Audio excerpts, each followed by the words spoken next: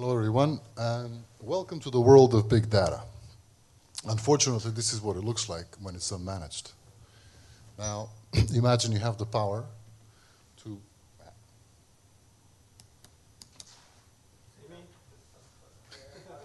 It's terrible, yeah.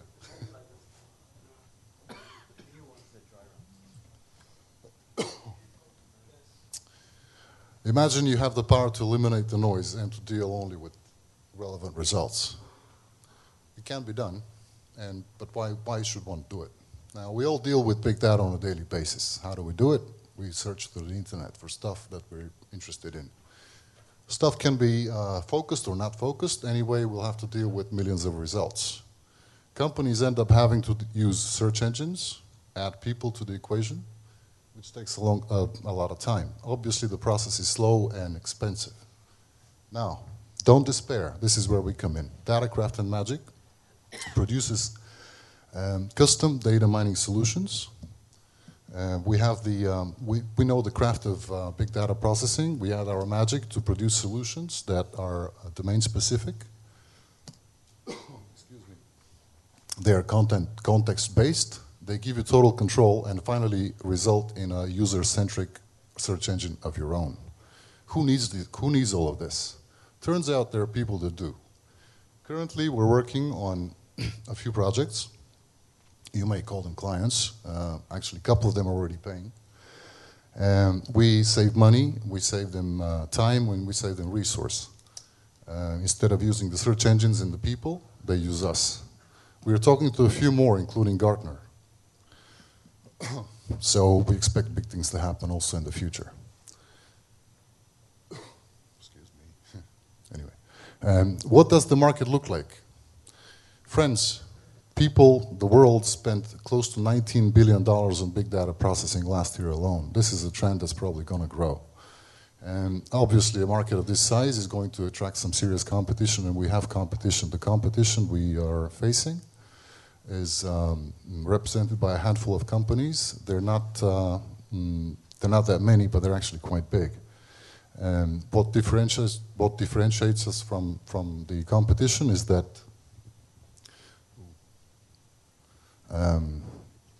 they use somewhat outdated technology and they're heavily reliant on processing power, whereas we are the next generation big data processing. We are faster and we are more precise, thus cutting costs for our customers. This is who we are. We have the talent, we have the resource, we have the skill and qualification to do all of this. We want to grow, and we want to make sense of big data for our customers in the years to come. Thank you very much. So what do you do? Custom data mining solutions. Okay, so this is the kiss of death. I don't know if it's just me, but every time I hear this big data is a problem pitch, 1,000,000 times a month, big data, it's like databases are a problem, like web browsers are a problem. Like, what is the problem? Like, what is it that you're specifically working on? The real problem is, for example, when you're looking for something on the internet, for example, let's say truffles, yeah, you get 8 million results. Can you read them all? I mean, can you make sense of all of that? No, that's Google's job. Google's job is to give me my top 10. Yes, right? But then you're looking at the first page, max. So your customer, who are your customers? Our customers are, for example, consultants and other companies that have to sift through a lot of information. What kind of information? One of the customers that was on the Traction page, it's a consultant that deals with open energy market on the Balkan Peninsula. For the sake of timing, what types of data do they have to process? Right, they need to, for example, produce a report on the market for the month for solar panels. Okay. So I have to look through the internet for Turkey, Bulgaria, Romania, and Serbia, and produce a report. They have 15 so this people is data working mining. on that. Yeah, they have 15 people working for them. They use Google. Yeah. So would it be fair to say that your customers are research companies looking for data out on the public web? Our customers will be consultants here. They would be marketing departments who want to, let's say, check the competition, what's going on. Okay, so They why could wouldn't be you pharmaceutical companies? why wouldn't you just start with that? I Sell don't the have enough problem. time. That's the whole thing. I mean, what we're dealing with is something that cannot really be squeezed into 2.5 minutes. That's not true at all. You can squeeze anything into 2.5 minutes into a startup pitch to explain what business you're in. I can do your pitch in 30 seconds. Okay.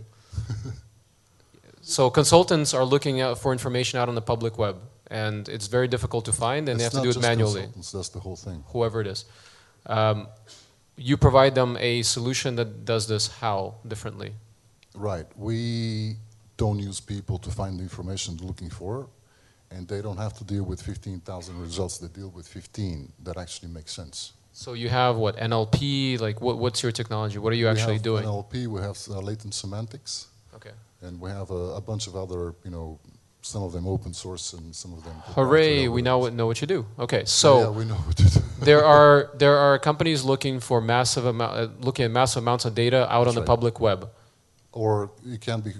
and it's ineffective and it has to be done manually. You provide them a semantic search, semantic technology with NLP that will find the information for them. Yeah, more or less. That's your pitch. Yeah. But so why not just say that? It doesn't have to be in the internet only. It can be doesn't matter. Different sources and all okay, that. Yeah. so say what the sources are. So it could be out in the public web. It could be out internal information, massive internal information. Mm-hmm. But the point is that in your pitch you need to explain what problem these people are dealing with, who they are, so we can understand how painful a problem this is for them and how much money it's worth for them, and then explain what it is that you do, because you did everything except that in your presentation. Yeah, the reason I'm talking about the internet is because everybody can actually relate to this. When you look for something, like you said, you read the first 10 results and that's it. But that's not necessarily the one. Everybody can relate to the public web or private data. Right? These are simple concepts. You just make it simple. Okay. So your pitch is that's the thing, is like this whole pitch of big data is a problem. That's not specific enough to talk about a specific business, right? You have to you never mention the word semantic in your whole presentation. That's the category of technology that you've developed, right? You're in the semantic web technology. It's actually on purpose, yeah. Yeah, I know, because most semantic technology is a technology looking for a problem to solve, not sexy business. But if you've identified the problem that your technology can solve and be valuable, then sell the problem. Okay. You didn't mention the problem, really. Well, that's, like I said, this is something that I can't really squeeze into 2.5 minutes, because we just did. The problem for a consultant is one, and then if we're talking pharma, for example, or doesn't matter. It could be consultant or pharma. It's actually completely different. These are just examples of potential customers. Yeah. But the people in the audience need to understand the types, the general broad category of problem that you're trying to solve. Who would be, for example, the most general broad category? I don't know. You just said consultants or pharma, or whoever's dealing with big data, big data sets, not big data. Probably is a problem. Everyone is dealing with, yeah. The problem is that everyone is dealing with big data somehow. That's not really. Talking about consumers are not dealing with it. Small businesses are not dealing with it. Yeah. Okay. So just get away from this. Everything for everybody. Everybody has this problem. No, be specific. Okay. Be specific. It's a lot easier to understand what you do and what the business is if you're very specific and concrete in who the customer is and what their problem is. So instead of, for example, this, can I have the clicker for a second? Actually, it's not. Sunumu bir daha açar mısın? Can we put it up again?